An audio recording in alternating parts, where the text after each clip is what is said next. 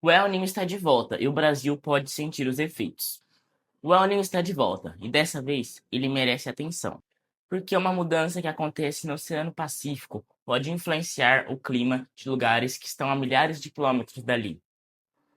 E talvez você já tenha percebido algumas mudanças no tempo, sem nem imaginar que existe uma relação possível com o que está acontecendo no outro lado do continente. Mas afinal, como isso funciona? E o que esse El Niño pode significar para o Brasil nos próximos meses? Eu pesquisei esse assunto a fundo para conseguir explicar tudo isso de uma maneira que qualquer pessoa consiga entender. Então, antes de tirar qualquer conclusão pelas manchetes, vamos entender o que realmente está acontecendo. Eu sou o Gabriel e você está no Gabi Vlogs.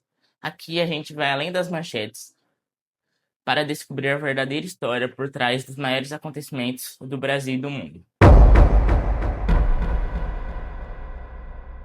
E hoje nós vamos entender o El Niño desde o começo, como ele surge, porque ele consegue influenciar o clima de lugares tão distantes e o que os dados mais recentes mostram sobre os possíveis efeitos desse fenômeno no Brasil.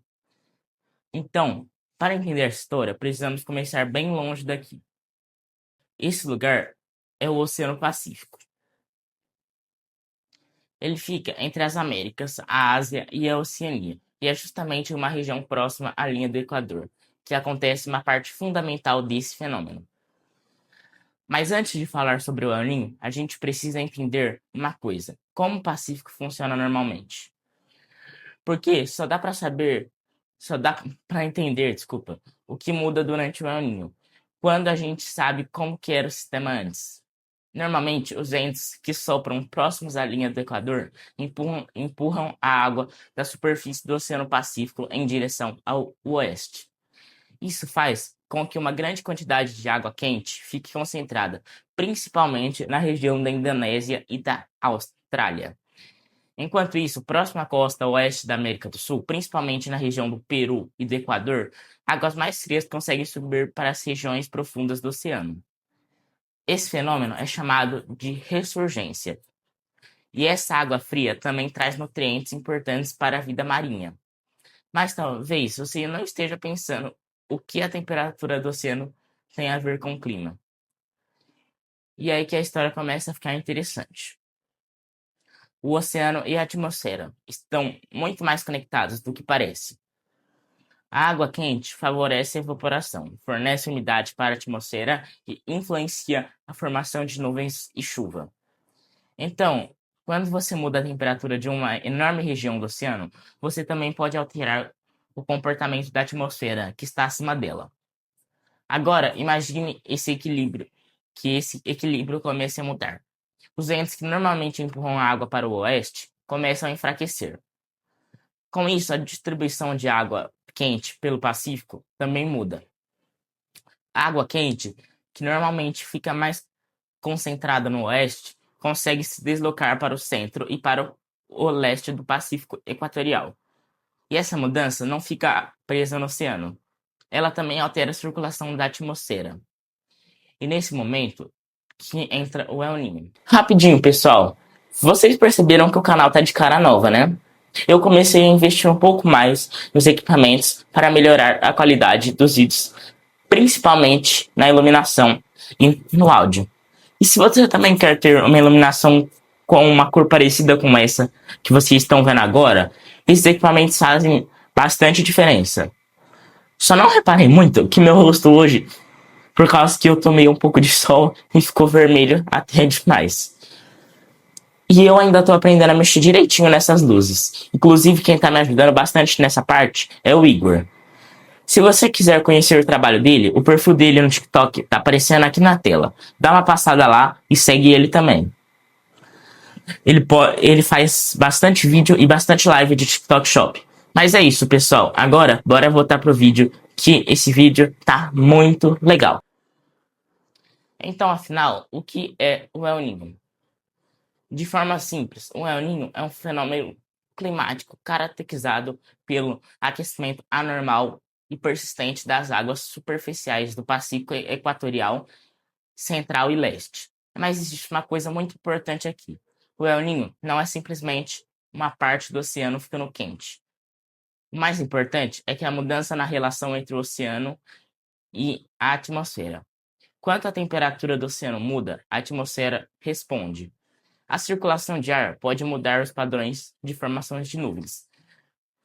Podem mudar consequentemente, os padrões de chuva e de temperatura também podem ser alterados. É como se várias peças de um sistema gigante estivessem conectadas. Você muda uma peça e a outra peça do sistema também pode responder. E é justamente por isso que um fenômeno que acontece no Oceano Pacífico pode influenciar regiões que estão a milhares de quilômetros de distância. Mas existe uma coisa que precisa ficar muito clara.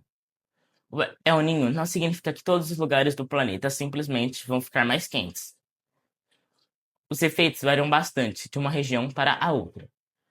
Em alguns lugares, o fenômeno pode favorecer temperatura acima do normal.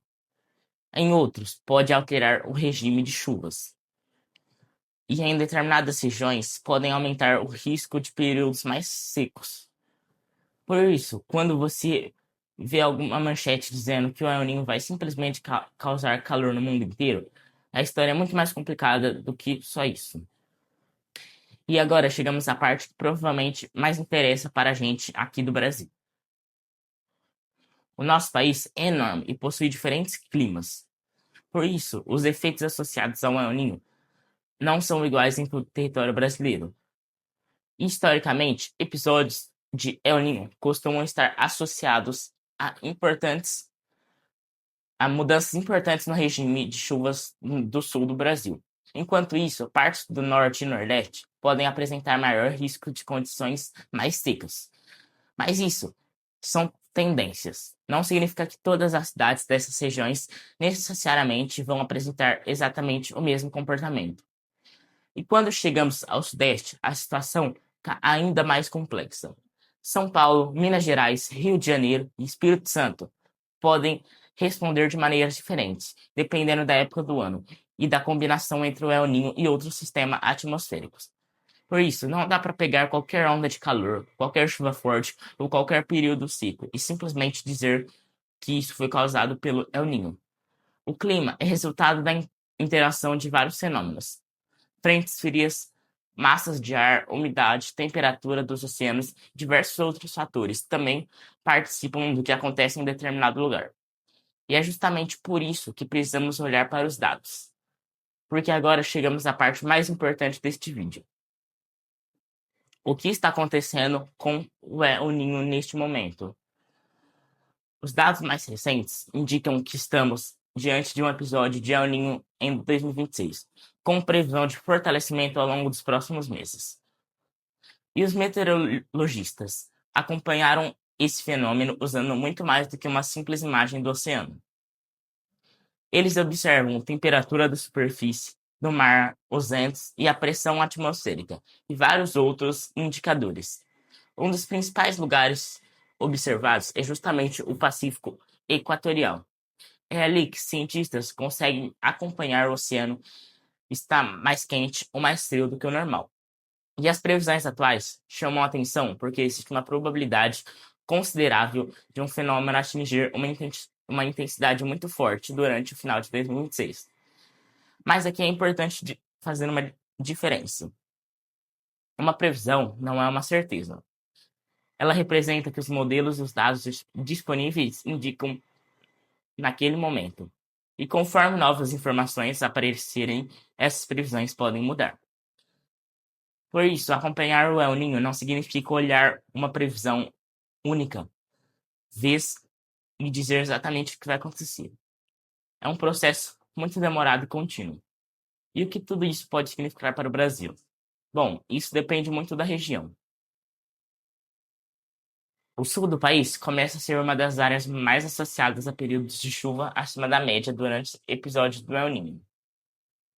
Já partes do norte e do nordeste podem apresentar maior risco de condições secas. E no sudeste, os efeitos podem ser mais variáveis. É justamente por isso que eu quero trazer essa discussão para mais perto da realidade. Porque quando falamos do clima, não estamos falando apenas de número e um gráfico. Estamos falando de cidades, pessoas, cidadãos. Estamos falando de agricultura. Estamos falando de água. Estamos falando de energia. Estamos falando da rotina das pessoas. Inclusive, lugares como Guariba, no interior de São Paulo, e Ribeirão Preto e também no Rio de Janeiro, mas existe um cuidado muito importante. Se uma cidade registra uma onda de calor ou uma chuva muito forte, ou um período de tempo seco, isso não significa automaticamente que o El Niño foi responsável. Para afirmar essa relação, é necessário analisar os dados e entender como diferentes fenômenos estavam se comportando naquele período. E essa é uma das coisas mais interessantes sobre estudar o clima. Às vezes uma manchete parece ter uma resposta simples, mas quando você começa a investigar, percebe que existe um sistema inteiro por trás dela. E é exatamente por isso que entender o El Niño é tão importante. Porque ele mostra como o nosso planeta funciona, como um sistema conectado. Uma mudança que começa com uma enorme área do Oceano Pacífico pode alterar a circulação da atmosfera e influenciar padrões climáticos muito longe dali. Então, quando você olha para o mapa e vê o Oceano Pacífico de um lado e o Brasil do outro, eles podem parecer completamente separados. Mas, no ponto de vista climático, existe uma conexão entre eles. E agora, em 2026, essa conexão merece a atenção, porque estamos acompanhando um dos episódios que pode fortalecer nos próximos meses. Isso não significa que todas as regiões do Brasil vão enfrentar um desastre, mas também não significa que todo evento de calor ou chuva será causado pelo El Niño. Significa que existe um fenômeno climático importante acontecendo e que seus possíveis efeitos precisam ser acompanhados com base em dados e não apenas em manchetes. E talvez essa seja a principal coisa que eu quero que você leve deste vídeo. O El Niño não é simplesmente o oceano ficando quente. Ele é uma mudança complexa na relação entre o oceano e a atmosfera. É justamente por essa conexão seus efeitos podem aparecer em diferentes partes do planeta. O que acontece no Pacífico pode aparecer muito distante, mas o sistema climático não respeita fronteiras. Uma mudança que começa a milhares de quilômetros daqui pode influenciar o ambiente em que a gente vive. E é por isso que quando uma notícia fala sobre El Niño, vale a pena ir além das manchetes, entender o que realmente está acontecendo. E eu sou o Gabriel, e esse foi mais um vídeo do Gabi Vlogs. Se você gostou desse tipo de conteúdo, se inscreve no canal, porque aqui a gente vai além das manchetes para descobrir a verdadeira história por trás dos maiores acontecimentos do Brasil e do mundo. Muito obrigado, e a gente se vê no próximo vídeo. Falou!